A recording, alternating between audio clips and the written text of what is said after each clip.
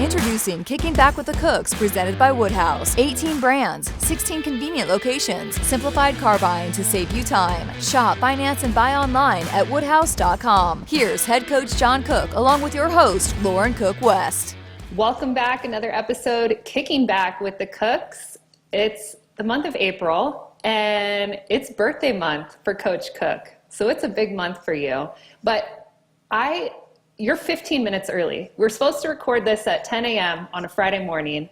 You're here at 9. You were here before 9:45. We're getting started. We're rolling at 9:45, 9:47.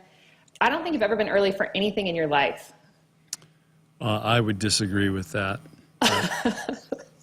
Today I started my morning off with speaking to about 1,000 future farmers of America, all dressed up in the blue jackets. And I wish you would have gone through that when you were in high school. And they're here for like 4 days, future farmers of America, doing all kinds of things. And I got to speak with them this morning, do a little presentation, take a lot of pictures, and it was really a lot of fun. Is that why you're wearing a cowboy hat? That's why I'm wearing the cowboy hat. They loved it because this cowboy hat is from Bar None Ranch in Thedford, Nebraska. This is a custom made. They fit you and everything. It's made by Casey, who's a third-generation hat maker. But here's what's cool. They put the N in the hat, and if you can see right here, this is a $2 bill. $2 bill in there. And they put that in there because you'll never go broke if you got a $2 bill in your hat. They don't make $2 bills anymore, do they? I know. I don't know. There's one in there, but it's tradition. I mean, this is a third generation. This has been going on for over 100 years, and they custom make them out there. And she works at the Bar None Ranch, which is also a cattle ranch. And when I went out and spoke at another town out there back in late January, they presented this hat. She came out in the fall during volleyball season and fitted me for it, and then presented it there. So pretty cool. Can you talk to them about making me one? But here's what I want. Yeah. I want the cute little rope band around, maybe a feather in there, just some kind of a hipster cowboy hat. Yeah, you want a bougie cowboy hat, as your brother would say, bougie. So she can maybe in like a nice cream color. I'm sure she could do it. You let me know. We got to get fitted though. So you have to get to Nebraska. So maybe come out for the spring match and we can set that up. The spring match that you sold out in, what was it, record time? 46 minutes. All cash. Only 4 tickets per person. Sold out in 46 minutes. Wow. 5,100 seats. So this isn't like last year. There was like 2,000 maybe. This is 5,100. Wow. And you're playing Denver. Yes. Megan Pendergrass, former Husker. Yep. And how do you go about scheduling who you're going to play? I know you have to play someone close, but you try to mix it up. You try to get different opponents. How did you guys decide on University of Denver? Well, when football moved to their spring game to April 27th, we had everything lined up for April 27th for some other teams. But when they moved to the 27th, okay. We have a toddler interruption. Yeah. She really wants to do the podcast with Papa this morning, and she was on it last month for anyone who watched or listened last month, and she really wanted to do it again this month. And she's been asking me all morning, what time are you doing the podcast with Papa? And she doesn't understand time, but I kept saying 10 o'clock. And then she went and got herself dressed, and she put on we still have 3 feet of snow outside. It's maybe 30 or 40 degrees today. She put on shorts, a little matching shirt. She put together her outfit, and she was so proud of herself. She said, I put this on to do the podcast with Papa. Oh, wow. Wow. So she's not happy that she's not in here right now recording the podcast with you. It sounds like it. So. All right. So anyways, how did you decide on University of Denver? Because they moved the spring football game to the 27th, we didn't want to go the same day as that. So we had to move to May 4th and there's only we might be, besides the California schools that are on quarter system, we're probably the only team that's still playing that late in the semester. I mean, there's going to be some teams fishing, right now. And so Denver was still available, and they're within the range. You have to be within 400 miles. And just to get all this clarified, we were going to go up to Sumner, Eddyville, I think is what it's called. I probably didn't get that exactly right, but that's where Haley Tramer was from, that area up there. They built a new gym. That's where we originally wanted to go. Then O'Neill, Nebraska wanted us to go there. But when we had to move to May 4th, those schools are all having graduation that weekend. And they were willing to move graduation. I'm like, we're not going to have graduation getting moved to have a spring match. So we'll go up there, next year. But the problem is and Denver was the only school we could find that was still playing in this area. And that's farther than 400 miles to go up there for Denver. So that's why we shifted from there to Kearney, and we're playing Denver, who can get there. And, so that's kind of the spring story, how it goes. It's kind of a crapshoot, working it out in the spring. So it's a puzzle, just trying to figure out where to play, who to play, when to play. Yeah, and moving pieces. And mainly our thing is, Denver is going to compete really hard. She understands Nebraska. She wants her players to experience this, and it's our way of sharing our team with outside of Lincoln or Omaha, and going out to Kearney. And I think there was so much interest, they decided to move it to the UNK gym, which can seat 5,000, because we were going to be in the new high school gym, but I think the seating was pretty limited, maybe less than 2,000 or somewhere around there. So the demand was so strong, they ended up switching it to the UNK campus. Well, what a cool opportunity for people towards the western part of the state that maybe in the fall can't make it on a weeknight to a match in Devaney. They're able to experience all of this, and hopefully they're able to get tickets. I mean, it sounds like it was an intense process, but some people were happy and were able to find or purchase tickets that day, and we'll get to watch you all in person. But it won't be your full team. Why is that? Because you have 2 transfers that aren't coming until... Okay. Well, they won't be here before May 4th, correct? No, they won't be here till June. Typically, with the grad transfers, they're graduating at their university, and then as soon as they graduate, they'll get here. So, yeah.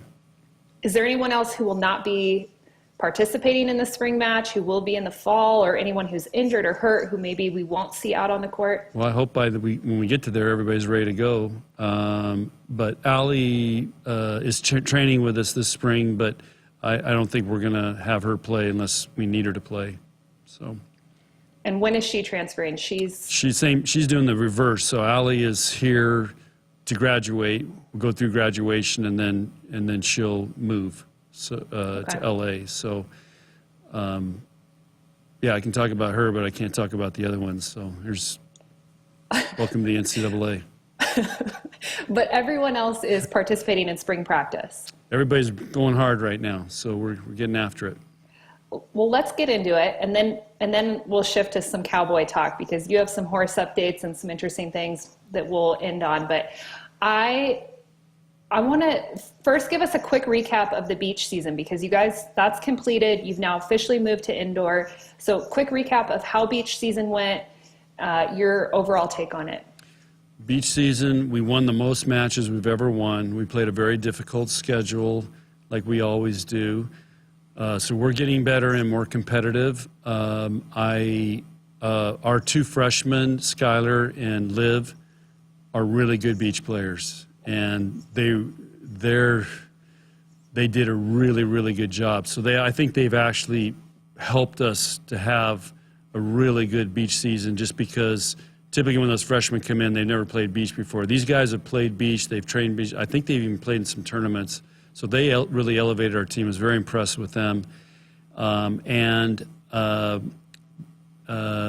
We played a lot of matches in basically 3 weeks, because the way the calendar is in our spring break, everything got jammed together. So I felt like we were on the road between LSU and Hawaii for 3 weeks, basically. It was a long trip, and but we were able to give them a week off after we got back, so that worked out nice. But the beach was great, and the other thing we did was we went to the Big Island, and the Big Island is beautiful. It's the Nebraska part of Hawaii, I think.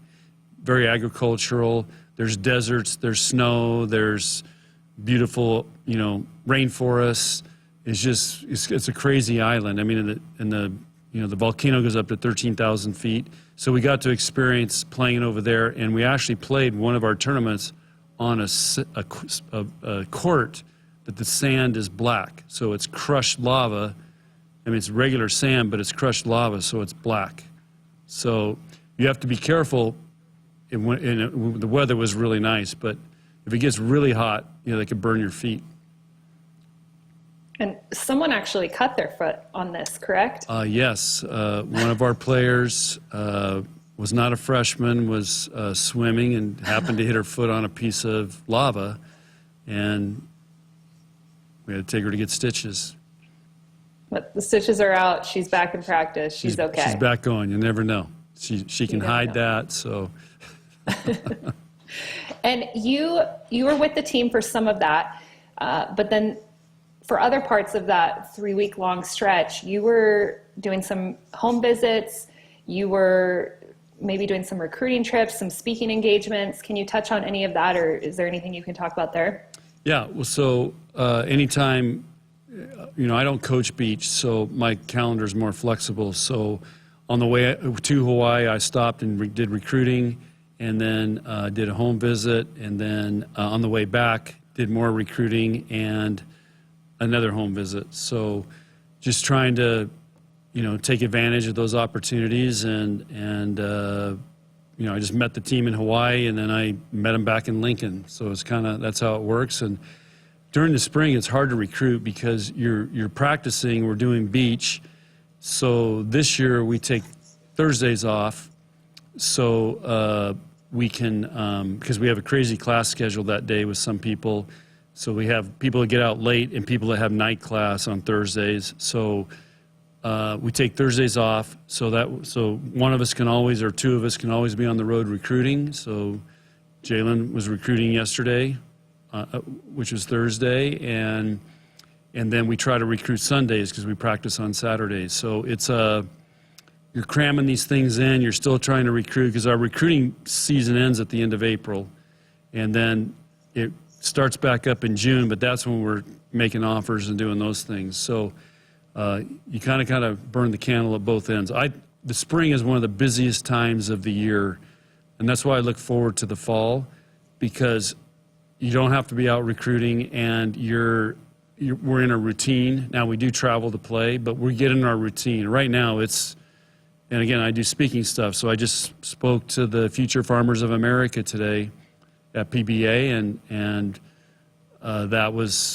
it's awesome. Those kids love it, and it's a great way to give back and share Nebraska volleyball with them, and share some things that we try to instill in our players and we work on, and we did a question and answer thing that was really cool. But Lauren, basically the main message I sent them was this. I said, hey, you guys, what are you doing to be able to be in Pinnacle Bank Arena? Because the last time I was in there, I was on the same stage as Zach Bryan as I was today, and standing about 10 feet behind him. So what are you guys doing that you deserve to be in Pinnacle Bank Arena? But they do an amazing job. It's an amazing program, from leadership to team building. They have officers, they have leaders, they have teams, they do seminars. The governor was there. They have speakers that come in. So it's a really cool event. But if you're downtown Lincoln, you'll see all these future farmers walking around their blue jackets. It's been Joni, who's our secretary in our office, 50 years ago was a future farmer of America wearing that jacket. Same jacket, hasn't changed. It's tradition. That's awesome. Zach Bryan was still the best concert I've ever gone to. I agree. Hands down. I'd go see him again in a heartbeat. I think he's going to be in Omaha in April, or this month. Are you serious? I think at the end of this month, he's performing. I don't know what is it? Is it CHI? I don't know. It's changed names so many times, but I think he's performing there. Yeah, I think it is CHI now. Wow, I'll have to reach out if you want to go. Yeah. Find out the date, Lauren. Let me know. They come in for the Kearney match, and let's go do it. There we go. Making plans. Speaking of Jalen Reyes, I want to go back to him. It was announced that he's going to be the coach for the U21 team. You have 5 players who have been selected, I think, who aren't officially on the roster, but who will go through training and try to make the roster. Does that affect your training, or does that take Jalen away from coaching at all in the spring or the summer or the fall? Or do you encourage these players and coaches to take these opportunities?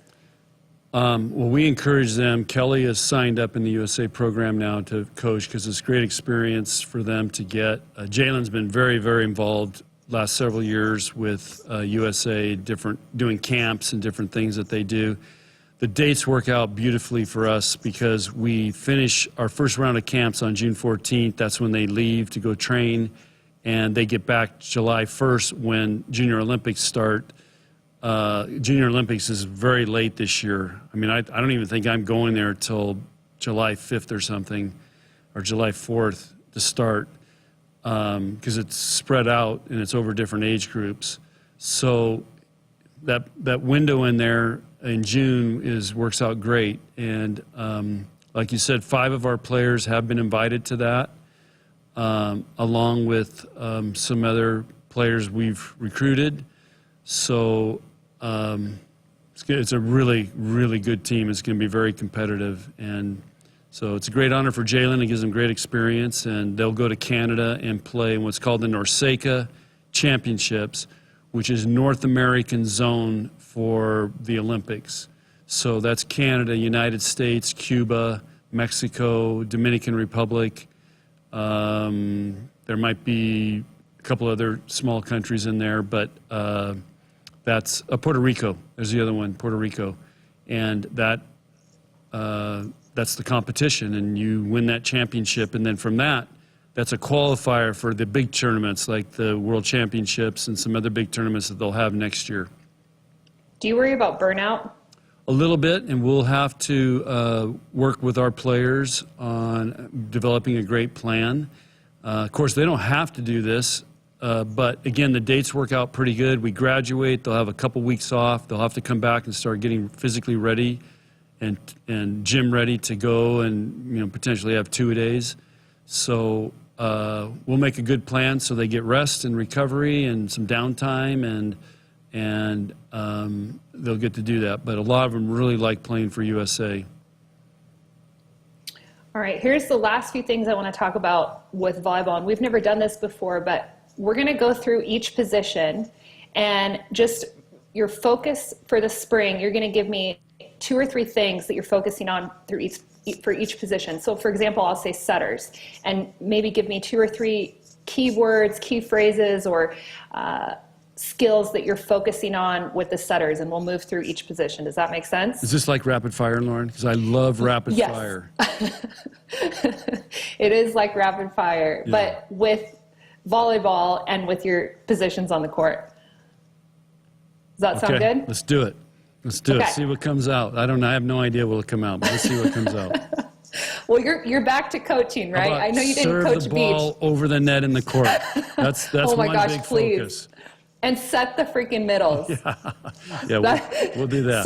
We're serve the ball in the court. I guarantee you, we're setting the middles. So okay. All right, passers.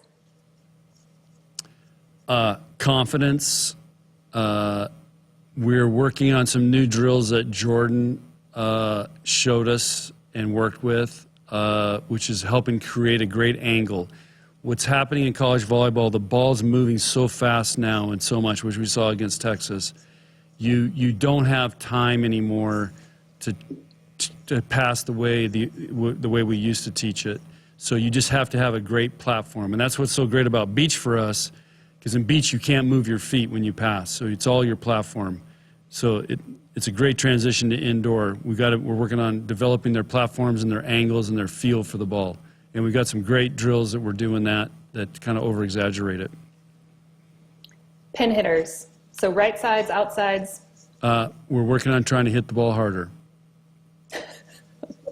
How do you do that? That's a great question. It's technical. It's working on trying to get them to rotate more, to open up, to get their feet to the ball.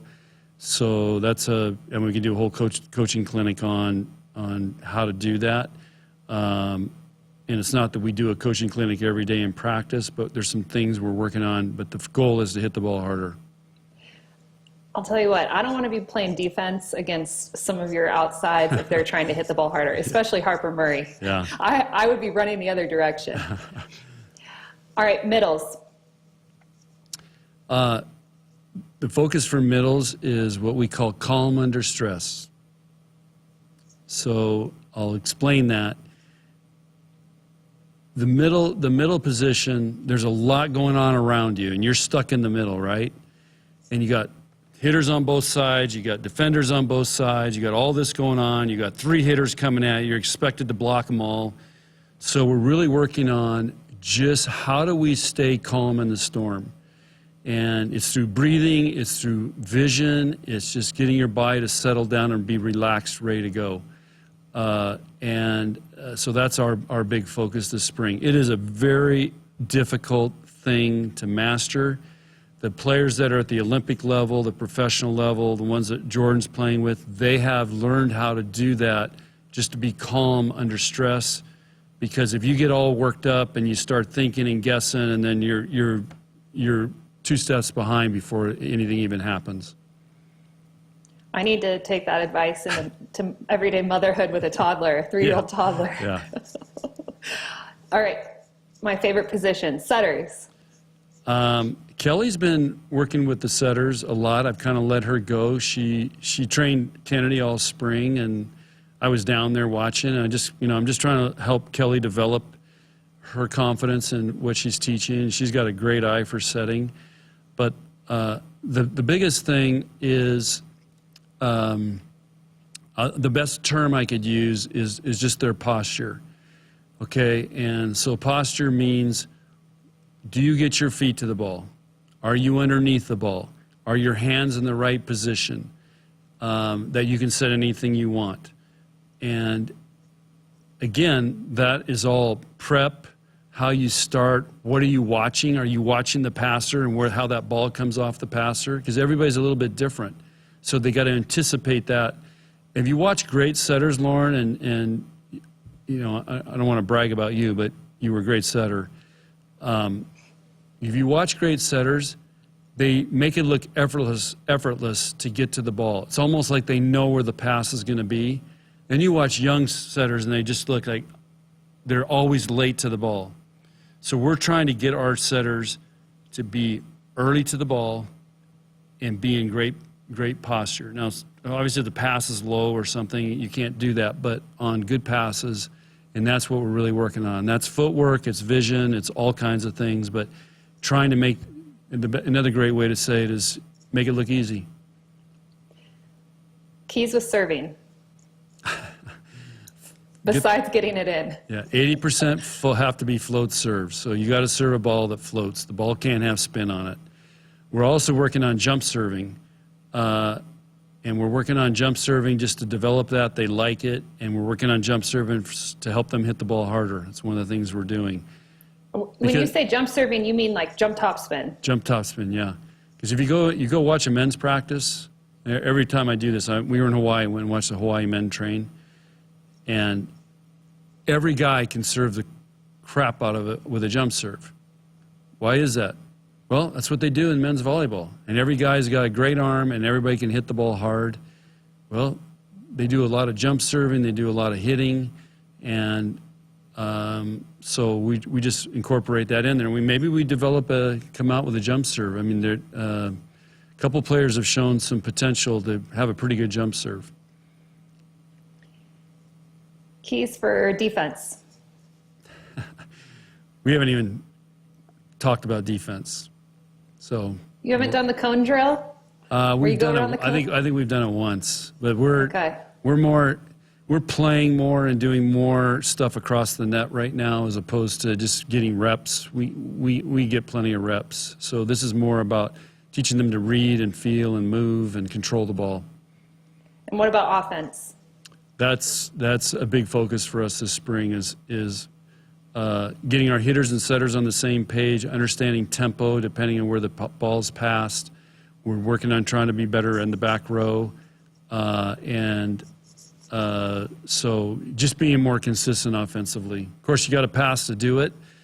So you still got to work, what are you going to do when you're out of system? Because we're going to be out of system. And so, but that's been one of our focuses is on when the pass is over here, what do we want to do? And then studying what other setters do and other teams do when they're pass here, pass there, pass off the net, or they get a good pass. So that's kind of been a big focus for us. And then also out of system setting. We're going to ask that next, but everybody's got to be a setter. I thought we were one of the best teams in the country that last year, one of the best teams we've ever had here. And I think we have a chance to take it up to another level. Every time we do a radio broadcast and someone misses an out-of-system set, that's, if it's Lexi stepping in or a middle, and maybe it's not a great set or it goes over the net. I think you had a couple of those last season. I always say that every day in practice, you say everyone's a setter and everyone has to go through some sort of setting drill or setting practice. Yeah. And I think sometimes fans are like, do they work on out-of-system setting in practice? But I always confirm that on it seems like every radio broadcast it gets brought up. Yeah. Because you're bound to miss. I mean, when someone has to step in, even though you train it every single day, someone's bound to miss or mess up or not put the ball on the money. And you guys are really good at it this season, and I agree, it was one of your best seasons yet, but it's bound to happen. The hard part of it is everybody's going to have to set a ball at some point. You just don't know when. The setters know every other play they're setting. I mean, every other touch of the ball they're setting. But you might go 4 games, and all of a sudden the 5th game at 12-12, you're middle and you have to set a ball. And you better be ready. And that's why we're really training the heck out of it and really emphasizing it, because it's that can win a match for you. Middles always want to set the ball. Oh yeah, seems like they're always in the way. Like, oh, I got this, so yeah, I'll step in and take this for you. Yeah. Setters want to hit. Middles are frustrated setters. Liberos want to hit, and then a lot of the outsides think they should be setting. If I didn't grow so tall, I would be setting. How many times I've heard that. Oh. All right. We are going to finish with some horse talk, some cowboy talk, cowboy cook, and I'll let this count as your confession and lesson. Okay, great. Because you have, it's your birthday month, so I'll let you off the hook first. Thank you. First of all, and then second of all, you have some juicy horse news. Potentially you're getting a new horse, some interesting ways about how you go about buying a horse now. So I want you to take us through the process. And this is, when you told me this for the first time a couple of weeks ago, I had no idea this even existed, but there are horse auctions. Am I wording that correctly? Yes. And you are going to try to purchase a horse in this auction, but there's very strict rules on, once you submit a horse, you have to leave that horse in, even if someone wants to buy it and they're not going to the auction. I mean, there's cowboy rules that they live and die by. So just talk us through all of that information. Tell us how this process works, and tell us maybe a little bit about some of the horses that you're looking at. Okay. Or maybe not. Maybe you want to keep this a secret because we may have some competition listening. Oh, I've already had at the FFA group, I told them I was looking for another horse, and of course I got a girl came up to me. She's got a horse in the Pitzer sale April 27th, but it's a colt, so it's young, and that's not the kind of horse I'm looking for. And so anyway, yeah, there's a whole world out there of, and again, it's very similar to recruiting. So the way it works is and I've already been to 2 horse auctions, both when I was in Arizona. They happened to have them the 2 weekends I was there recruiting, and they were right next door. One was right next door to where I was recruiting, and the other one I had to drive to. But So you're really going recruiting. Yeah. So I just went over to check it out because I never had been to one before, but I've already tried out some horses that from Nebraska that are going to be in the Pitzer sale. And the Pitzer sale is a ranch in Erickson, Nebraska. And it's a beautiful place. They have 400 brood mares that they're breeding and training and selling. So some of their horses are in the sale. There's 275 horses in the sale. And they sell all of them. It's going to go on all day. All get sold. And it's going to go on all day. And you're right. So I went and tried a horse that's going to be in the sale probably over a month. Well, it's back in February. Hold on. Can anyone go try out a horse, or is this a special permit because you're Coach Cook? No, you call the owner and ask if you can ride them ahead of time. Okay. Now, the day before the sale, they'll have what's called the preview. So all 275 horses, if they're colts, then they won't ride them because they're not broken yet. But they'll have cowboys that will rope on those horses, and you can watch them work. And they'll do all kinds of different things in the arena, and it's an indoor arena, so you can go in there and watch, and they call it the preview. So you can watch the horses and watch them rope. Sometimes the owners will be on them, but that's kind of how it works. And then the next day the sale starts. So if you got a horse for sale in there, maybe it's horse 22, okay? Horse 22, you're waiting till that horse comes up, and then the bidding starts. And they got these auctioneer guys that are amazing, and they're, okay, we're starting here, blah, blah, blah, blah. They go really fast, and people are bidding. And then the other Are you holding up paddles? You just, you have each one's a little different. Your hand, or you have a number. Okay. You have a number. Okay. And or there's people bidding online. So you can watch all this online, and you can bid online. So they got a guy on a computer there saying, oh, if you're online, I'll pay that or whatever, in the bidding process. So it's fascinating, and of course, a lot of these people, this is how they make their living. They go to these sales and they auction their horses off that they've trained for certain events or certain ranching things or roping things and so on. So it's fascinating. It's just, one of the sales I went to, you can tell the really nice horses. And you can tell the horses are just, okay, so it's no different than recruiting. You got Division I athletes, Division II athletes, and, from there. And so this one horse, I saw this horse go, and I'm like, wow, that is a great horse. Well, it went for $180,000. So I can pick out good horses. But that is an exceptional horse, and that's off the charts. And but the horses all range, go in all different price zones and all different ranges, and it just depends on the horse. But you look at them, and then people decide. And for me, there's no rhyme or reason. Some of these horses go for a lot of money, and I see other really nice horses don't go for hardly anything. So I don't know what the rhyme or reason is, and if it's people just looking for a pretty horse, or so I still haven't. And I asked the Cowboys, and they don't know either. It's just somebody likes the color of that horse, so they're going to bid him up.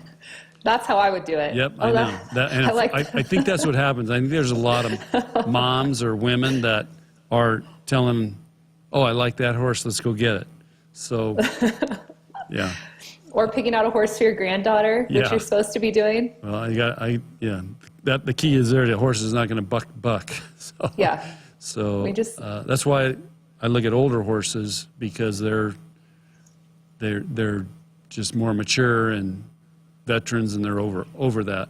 So. And these are only roping horses? No, these are all different kinds of horses. They could be reining horses, cutting horses, baby horses, roping horses. I mean, out of 275, you're going to see everything.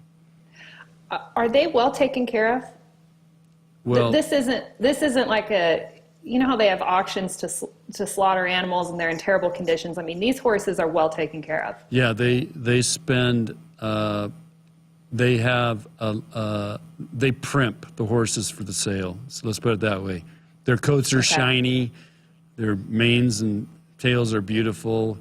They're slicked up, the Cowboys say they're slicked up. So, yeah, I just want to make sure everyone's well taken care of. Yeah, they're very well taken care of. And you're looking to get another horse, but you still have Reba and Reggie. Yeah, Reba and Reggie. Or no? So Bud is now has a new home at Lindsay's because his new job is Lindsay's got 4 boys between 4 and 10, and Bud's new job is those boys learn how to ride. So Bud's there, and there's Reggie and Reba, and then I'm going to go in half with your brother on a third horse because you got to have depth.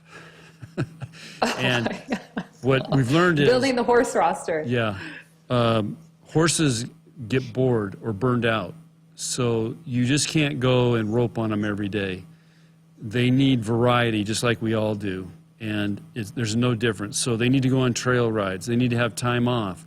They get sore, roping steers and pulling steers. So, and if that's all you do, they'll get bored. So, I don't have as much time to rope as your brother does. I mean, he, rides every day now. But you want to give horses breaks and rotate them a little bit, and so that's another reason to look at another horse. That's why they sell 2-horse trailers, 3-horse trailers, 4-horse trailers. I've seen 6-horse trailers. It's like a dog. Yeah. Once you get one, you need another, and then another. Yep. But you know what? I'll volunteer to do trail rides this summer. Okay. You and Taylor can rope, and I'll volunteer to take him on trail rides. But speaking of Taylor, he entered a roping competition with, I believe, Reggie? Yeah, you rode Reggie. Just Reggie, okay. And was that Reggie's first roping competition? Oh, no. Reggie's been in other roping competitions, but it's been a long time since he went in and won that high level. So it went well. It went very well. Taylor did very well, and he went in a very high level roping. It was not a preseason match roping. It was a Big Ten high level roping, and he did really well, and so did Reggie. So Reggie got extra hay and some extra treats. Oh yeah, yep. Apple, carrot. Yeah. Good. Well, how old are you turning this month? I don't know, Lauren. Can we please not talk about it? You lost track. Yeah. You're still a young spring chicken. Yeah. You're roping, you're riding, you're recruiting, speaking. You're doing all the things. Yeah. So anyway. Age is only a number. Are you doing anything to celebrate your birthday? I think we practiced that day, and I think I'm speaking that day too. So I know I have a lot of stuff going that day. Is there anything you want for your birthday? No. Just I just got a new rope, so I'm good there. Okay. And wait, back to the horse auction. Will you be in person at the auction? I don't know yet if I'll be in person. I'm going to try to go to the preview. The auction is actually the same day as the spring football game. So obviously Matt Rule and football did not check the Pitzer sale before they scheduled the spring football game. They should have done it the week before so it doesn't conflict with the Pitzer horse sale. So Matt's on your bad list. Yeah, You're mad at him. Yeah, but the plan is to go out for the preview, and then, like I said, you can bid online, or I don't know if Taylor will want to go, or we haven't figured that out yet. You're probably going to have Husker volleyball fans showing up to this Pitzer sale, not for horses, just to see you or preview and if they maybe shake your hand, get an autograph. If they can find Erickson, Nebraska, good luck. It's in the middle of nowhere, and there's nothing out there except this big horse ranch. So it's really a cool place. I almost felt like I was in a movie when I saw it all. It was incredible. Like Yellowstone. Yeah, but even different. I mean, this is like the old days. I mean, think 400 horses running around in a big, huge ranch, and you can see them from the road. And it's like I said, you felt like you're in a movie. You're just trying to channel your inner John Dutton. Yeah. So. Well, happy early birthday. Thank you so much for coming on this month. Good luck with the rest of spring volleyball and with your horse auction sale. I hope that you end up with a horse that you want and don't have too much competition. Yeah. I thought of something I wanted for my birthday. Okay, what? Might be a crumble cookie. Not a Levain? Well, Levain's too far away. Crumble's right here in Lincoln now, but yeah, they're pretty good. I'm sure someone will send you Levain cookies. Joni brings them in about every 2 weeks, and it's like, God bless Joni. yeah, She's the best. she is the best. She is. All right. Well, Coach Cook, thank you so much for your time. To our listeners, viewers, thank you for tuning in to another month of Kicking Back with the Cooks, and we will catch you again next month. Thanks, and go Big Red.